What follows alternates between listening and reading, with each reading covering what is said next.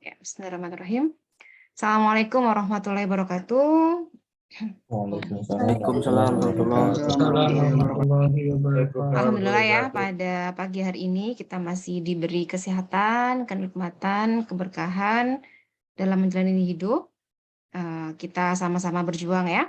Insya Allah, apapun yang sedang diberikan oleh Allah ya, saat ini diuji apapun, kita sabar dan syukur gitu ya. Insya Allah akan naik kelas semua ya di mata Allah. Amin. Yang sedang sakit, semoga Allah berikan kesehatan ya, kesehatan prima, kesembuhan, dan kita harus kasih support ya, dukungan untuk semuanya. Oke, kita lanjutkan. Sudah tampakkah share screen Ibu? Sudah, Ibu. Sudah, Bu. Sudah ya. Sudah, Bu. Oke, sekarang kita pelajari sama-sama belajar tentang CSS ya. Sering disebut sebagai CSS ya, disingkatnya Cascading Style Sheet gitu. Ini contohnya, Dek, coba kalian perhatikan. Ini file HTML murni ya. Jadi kalau saya melihat source-nya seperti ini. Nah ya, source-nya biasa ya. Kalau kita jalankan hasilnya seperti ini. Kemudian saya punya file CSS, jadi saya pisahkan HTML dengan desainnya ya, desainnya pakai CSS. Nah, CSS ini saya punya dua, adanya di folder 194 sama folder 195. Nah, 194 ini stylenya seperti ini, stylenya ya. Ini CSS-nya, nanti kita lihat ya, atau kita ini kan aja dulu. File CSS-nya.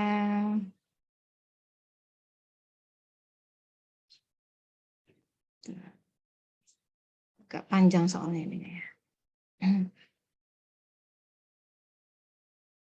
Satu lagi yang 195 ya. File open-nya 195. Ini 195 stylenya seperti ini.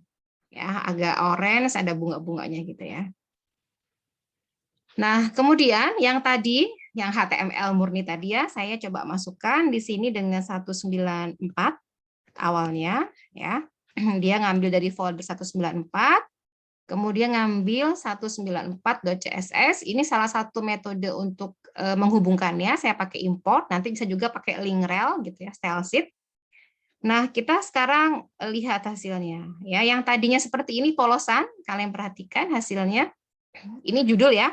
Dia sudah punya pola. Oh, ada heading misalkan gitu ya, ada title, ada subtitle gitu ya. Ketika saya jalankan, ini menu-menunya ya yang di bawah. Lihat hasilnya. Nah, wah ini kayaknya ada sesuatu. Nah, oke.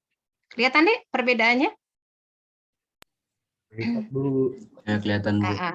Ya, udah kelihatan ya. Ini stylenya. Jadi, kita pisahkan ya dokumen HTML dengan dokumen CSS-nya gitu ya. Oke. Style yang kedua, ya kalian perhatikan di sini menu kirinya sebelah kiri gitu ya. Kemudian ini ada judul, ini ada beberapa gitu ya. Kemudian sekarang saya cek lagi. Saya ganti ya 195. Oke. Saya simpan. Yang tadinya sebelah kiri, kalian perhatikan, saya perbesar dulu ya. Ini saya refresh ya. Sekarang menunya ganti sebelah kanan ya. Untuk HTML-nya tetap ya sesuai gitu. Desainnya berbeda. Nah, ini kita sangat mudah ya mengubah desain-desainnya menggunakan CSS. Lalu apa itu CSS? Sudah terlihat PPT Ibu? Sudah, Bu. Sudah, Bu. Nah, ya. Oke, sip.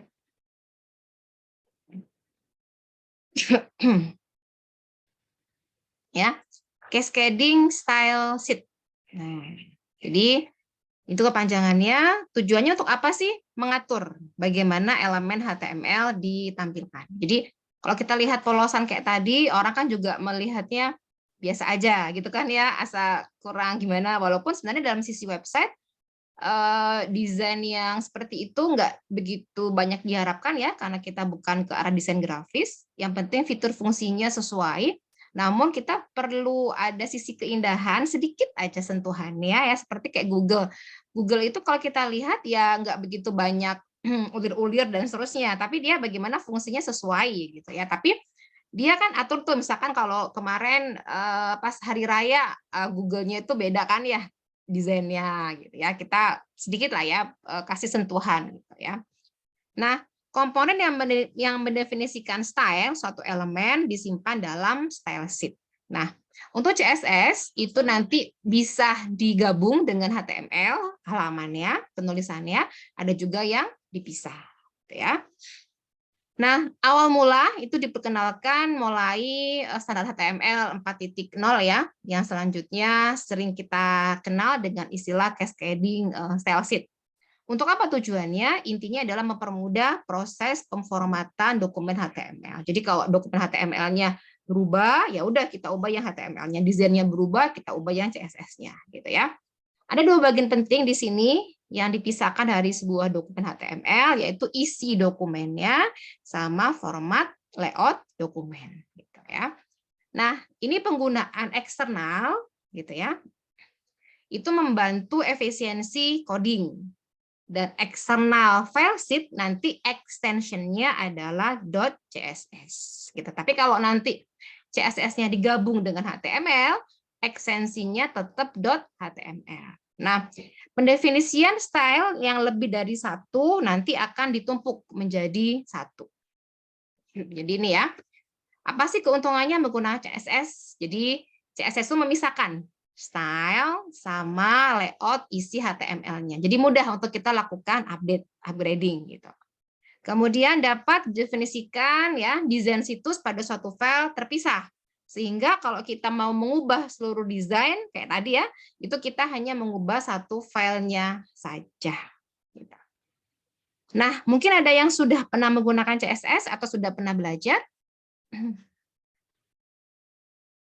Ada? Mungkin di kesempatan lain atau ada project lain gitu? Ada yang pernah menggunakan CSS? Pernah Bu menggunakan. Belum? Oh, sudah pernah ya? Ada Bu.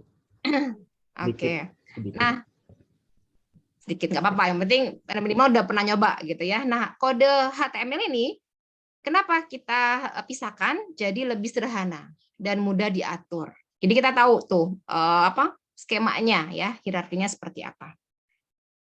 Kemudian lebih mudah menjaga konsistensi tampilan situs. Kalian bayangkan kalau tanpa CSS, misalnya saya punya H1. Nah, H1 ini gitu ya. Kalau saya set semua H1 harus warnanya kuning, fontanya Arial misalnya gitu ya. Kebayang kalau tanpa CSS kita harus satu setiap page, kemudian khawatir ada yang belum kita format gitu kan ya, mungkin lupa. Nah, dengan CSS kita bisa gitu ya, membuat satu filenya nanti dipanggil-panggil aja untuk menjaga konsistensi. Kemudian dapat digunakan juga sebagai template design dan dapat dengan mudah mengelompokkan style supaya lebih efisien. Nah, sekarang kita lihat urutan penerjemahan stylenya. Yang pertama browser default, kemudian external style sheet, yang ketiga internal style sheet. Ini didefinisikan dalam tag head. Yang keempat adalah inline. Kalau inline langsung ditempatkan pada P. Mungkin masih ingat di awal pertemuan pertama itu ada P bla bla bla page break style gitu kan ya. Nah, ketika ada kata-kata style, nah itu berarti masuknya ke inline. Atau istilahnya ini adalah individual tag. Itu istilahnya. Nah, nomor 4 ini punya prioritas yang tertinggi. Jadi kalau ini urutannya. Nah, untuk prioritasnya ini yang pertama, kedua, ketiga, keempat gitu. Jadi kalau ada style masing-masing kita definisikan, misalnya di inline ada, di internal ada, di eksternal ada. Maka yang akan ditampilkan itu yang inline terlebih dahulu gitu ya. Oke, sekarang kita lihat sintaknya. Ada istilah selektor, ada istilah properti sama value. Apa itu selektor? Nah, selektor merupakan elemen atau tag, ya, atribut yang ingin diatur stylenya, gitu ya. Ini. Kemudian nilai properti itu atribut yang diatur secara terpisah. Ya. Kemudian kalau misalkan nanti ada banyak propertinya, kita kasih titik koma. Ya. Ada dua bagian penting dalam CSS, yaitu style sama penempatan. Ini contohnya, Dek, stylenya. Yang paling umum ya, misalnya gini, kita mau kasih tadi H4. H4 ini warnanya biru, gitu ya. Maka kita kasih font color. Nah, hasilnya seperti ini, yang di bawah, warnanya biru. Kalian bayangkan tadi ya, kalau nggak pakai CSS, satu-satu tuh kita kasih stylenya, ribet. Nah, gitu ya, ada juga yang mungkin ketinggalan. Dengan CSS cukup seperti ini aja, Dek. Kita kasih tadi ya, H4 namanya apa? Rahma. Tadi ada 3 bagian. Selektor, properti, sama value, gitu ya. Nah, berarti H4 di sini namanya apa? Rahma? Rahma Virus hadir? Kolektor bukan? Apa? Heading. Apa sih? Apa namanya ini? Tinggal dipetakan aja. Selektor. Selektor. Ya, H4. Nah, H4 itu namanya selektor. Color masuk ke properti. Ya, value-nya adalah nilai yang di sini. Crash 0000FF gitu ya. Nah,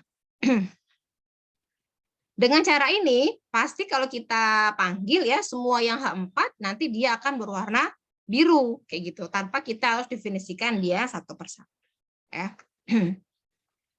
Nah, ini untuk bagian tadi sudah ya, ada selektor sama ini declaration ada properti sama value ya. Contohnya B color red.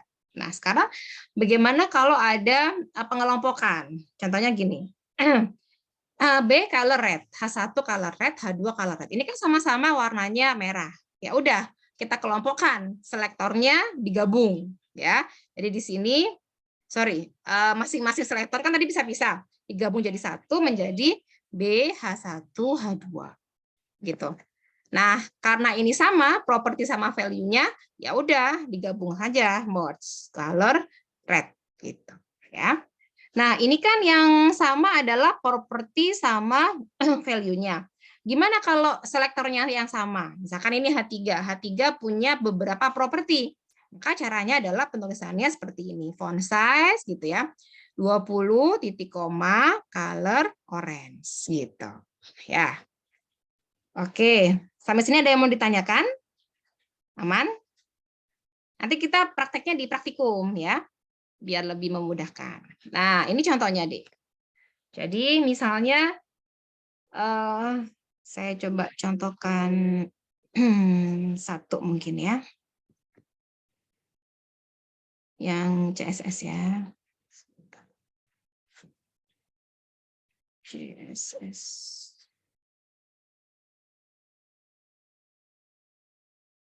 Jadi apa? Font ya. Kita coba cek dulu. Nah, ini.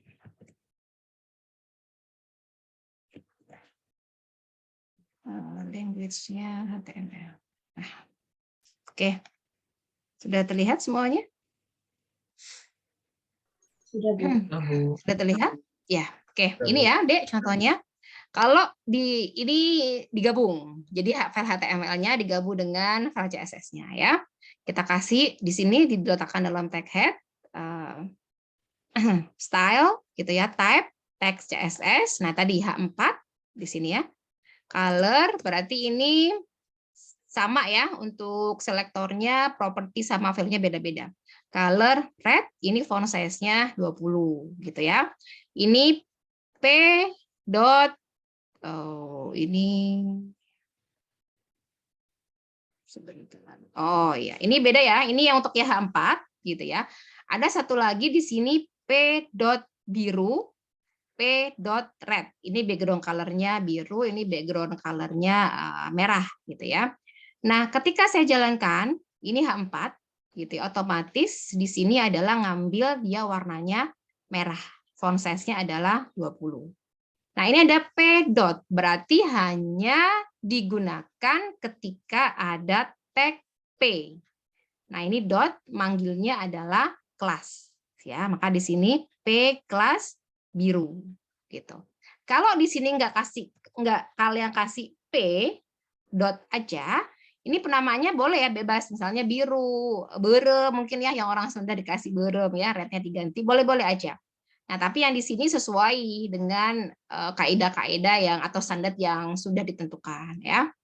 Nah, kalau nggak pakai tag gitu ya di depannya, maka kalian boleh menggunakan nanti nggak hanya P, misalnya B gitu ya, tagnya bebas, karena di sini tidak didefinisikan gitu ya.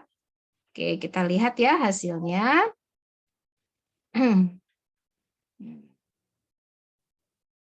Open with Chrome. Nah, udah kelihatan? Sudah? Sudah, Bu. Nah, misalkan gini, yang tadi di sini P gitu ya, P dot biru, kemudian di sini P, terus P dot ini ya. Di sini saya panggilnya B kelas biru gitu ya. Ini nggak akan ini, sorry, ini tadi apa?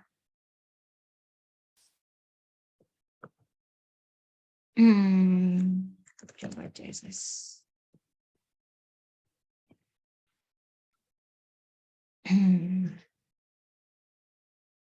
Jadi naruhnya di CSS.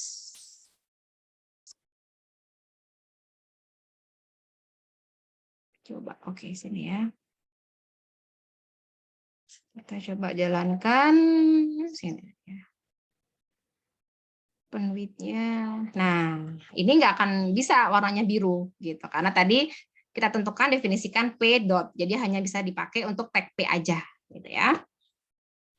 Oke. Nah, udah kelihatan PPT-nya lagi? Sudah, Ibu. Sudah ya, oke. Tadi ini sudah ya kita bahas. Nah ini ya, kalau misalkan tanpa tag-nya berarti sifatnya umum, dapat digunakan umum untuk semua tag HTML. Gitu. Nah, HTML text style ini mendefinisikan kembali suatu bentuk format ya untuk suatu tag. Ini contohnya. Jadi kalau kita ingin meng-create, membuat atau mengubah style CSS untuk tag ini, nah maka semua teks yang formatnya H1 ya langsung diperbaiki sama dia, langsung diupdate. Ya, gitu. Enaknya seperti itu. Nah, ini khusus ya, Dek ya. Misalnya kita ada beberapa yang kalau tadi pakai dot memanggilnya pakai kelas. Kalau nanti pakai ini crash ya. Pager. Nah, itu nanti memanggilnya pakai ID gitu. Ada hal yang menarik di sini, kalian perhatikan. Kalau ada seperti ini. Nah, lihat. TD H2 color yellow. Kalau tadi kan cuma satu ya, selektornya H2 atau mungkin HB gitu. Kalau ini ada TD H2. Artinya apa di sini? Kalau dia hanya H2 saja gitu ya. Misalnya saya ada H2, maka apakah warnanya jadi yellow? Tidak. Gitu ya. Ini enggak akan warnanya jadi kuning. Kenapa? Karena di CSS-nya kita tentukan ya, kita definisikan TD_H2, maka dia akan warnanya kuning jika ada TD. TD itu adanya di mana? Di table. Maka di sini ketika ada table gitu ya, bla bla bla di sini, terus ada TR, ada TD, di dalamnya ada H2. Baru ini akan terrealisir, diimplementasikan, warnanya jadi kuning. Gitu. Bisa difahami sampai sini, Dek? Paham ya kalau ada dua kayak gini ya? Gitu. Nah, ini penempatannya ya di dalam tag head seperti ini. Gitu ya. Nah, ini rule-nya, jadi harus dikasih tanda style. Ini kalau kita nyimpennya tadi di dalam HTML-nya ya. Dan atributnya adalah type.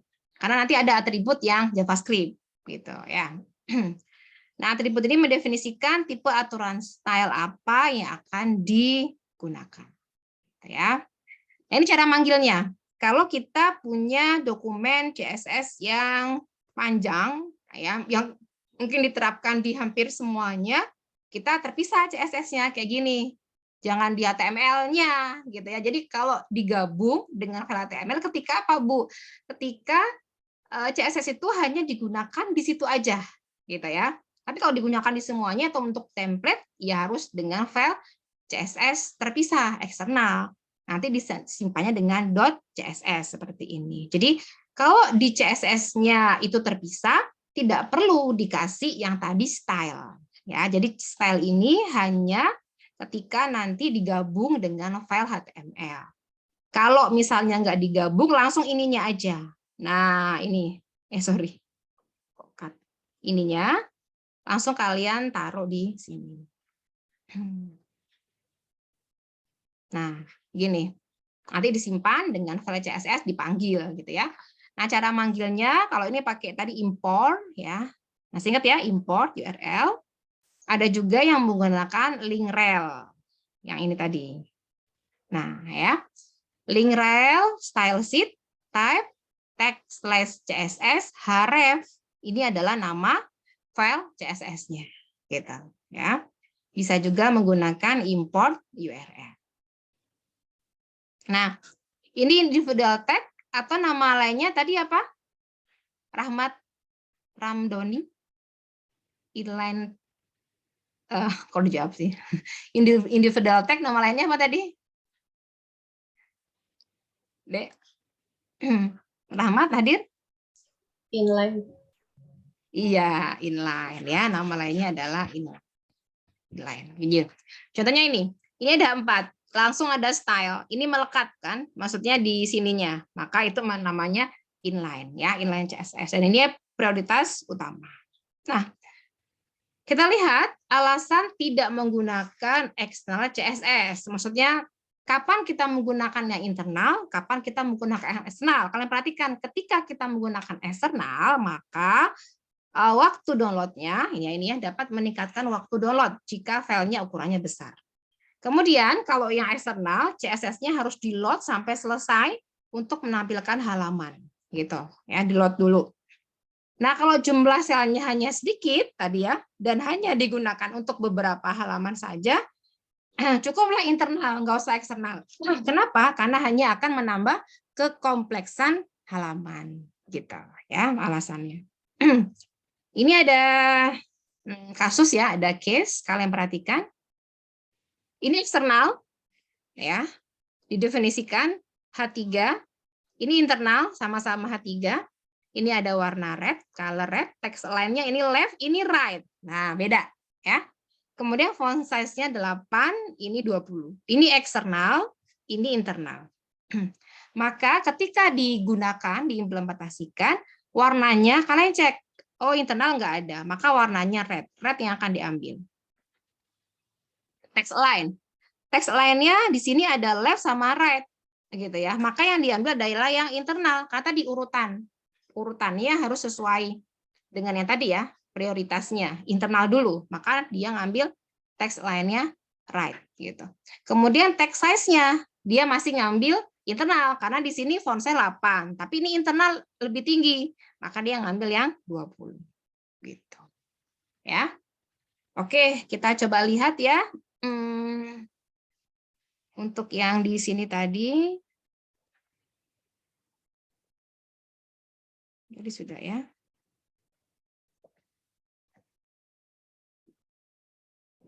Nah, untuk komentar dalam CSS seperti ini deh, beda ya sama ini, sama yang HTML. Kalau HTML kan pakai ini kurang dari tanda seru dash gitu kan. Kalau ini pakai ini slash bintang, komentarnya apa bintang slash gitu ya untuk komentar. Oke, sekarang kita lihat ya di sini. Nah. Nanti kalian akan menemui seperti ini ya. Ini tanda untuk apa tadi? Sifa, Asyifa. Ini buat apa? Untuk komen, ya. Udah kelihatan ya warnanya hijau. Nah, nggak akan dieksekusi ya, nggak akan ditampilkan gitu ya.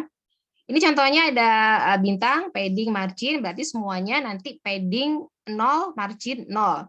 Nah, konsep ya Masih ingat kemarin padding itu apa sih? Jarak antara, kalau di tabel kan ada sel padding sama sel spacing ya. Sel padding jarak antara apa?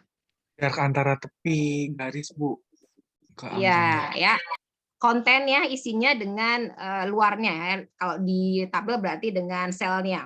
Nah, kalau dalam ini kita lihat ya, ini sama ya, berarti jarak antara si konten dengan border lah kalau saya bilangnya ya, bordernya.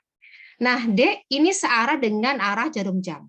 Berarti mulai dari top ke kanan ya, kemudian right, kemudian bottom, kemudian left. Jadi misalkan gini, padding gitu ya. Kalau misalkan hanya 2 parameter, misalnya 12px sama 50px. Nah, ini berarti top sama bottom, ininya right sama left, kayak gitu. Tapi kalau nanti paddingnya misalnya 0px, berarti semuanya, gitu ya. Bu, kalau paddingnya 12px, berarti semuanya top, right, bottom, left. Nah, kalau paddingnya ada 4, gitu ya, misalnya 4px, 10px, 50px, 30px. Nah, ini berarti dari top, kemudian ke kanan ya, searah jarum jam, top, right, bottom, left, gitu ya. Nah, ini nanti kita pelajari ya. Body, kemudian color, background, font. Berarti nanti ketika ada tag body, ini yang diambil sama dia. A.2 link. Nah, berarti ini ketika ada apa? Tag A href ya, tag A atributnya hypertext reference. Nah, berarti nanti di sini ngambilnya ya, ada link, visited, hover, dan seterusnya. Nah, di modul itu sudah ada sebagian latihannya. Mungkin yang mau coba silakan ya, nanti kita juga akan bahas di sesi praktikum. Ya, ini contoh-contohnya. Kita buka sesi diskusi, silakan. Ada yang mau bertanya? Saya screenshot lagi ya, ada nambah, slide yang kedua, slide yang ketiga, slide yang keempat. Oke. Ada pertanyaan? Halo? Harus Penggunaan coba CSS emang ya. Itu Bagus, silakan. izin bertanya Bu, mau Ah. kalau penggunaan CSS itu di semua bahasa pemrograman sama aja ya, Bu? Apa deh? Penggunaan Di sem- CSS untuk Penggunaan CSS semua di apa? semua bahasa pemrograman sama aja ya? Oh, CSS umumnya digunakan untuk yang web base, ya sama. Nah, maksudnya kok kombinasinya dengan HTML sama, maksudnya penulisannya. Ya, soalnya kan pernah pakai di JavaScript juga. Waktu Oh di iya, nanti kita kolaborasikan biasanya. Jadi gini contohnya. Sebentar, kita buka apa ya, website IPB misalkan ya. Biasanya kolaborasi deh, CSS, JavaScript, HTML gitu ya. Nah ini aja deh. Nah, ini kan sudah kelihatan ya. Oh, ini CSS. Nanti ada ya apa ya? Petri School deh. Digabung biasanya, Dek.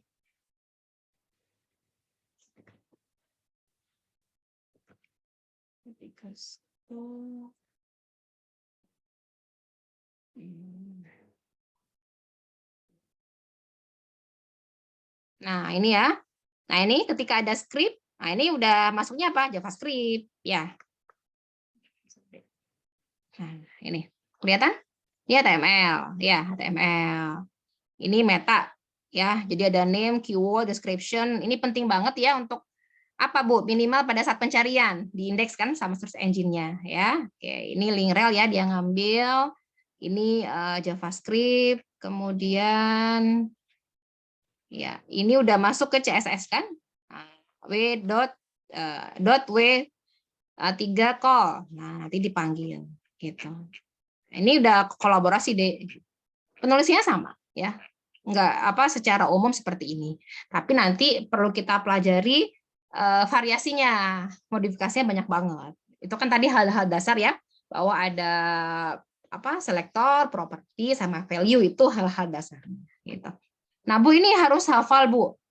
Nanti kalian akan ini sendiri kok, akan ingat sendiri biasanya. Jadi memang misalkan background color ya. Nah, di CSS itu nggak ada spasi ya. Jadi ini harus dikasih dash background color, misalkan ya font size, font family dan seterusnya. Terima kasih, bagus. Ada lagi silakan dari forum. Halo, ada lagi pertanyaan? Cukup? Oke, kalau cukup saya akhiri perkuliahan pada pagi hari ini. Semoga ada manfaatnya. Terima kasih. Assalamualaikum warahmatullahi wabarakatuh.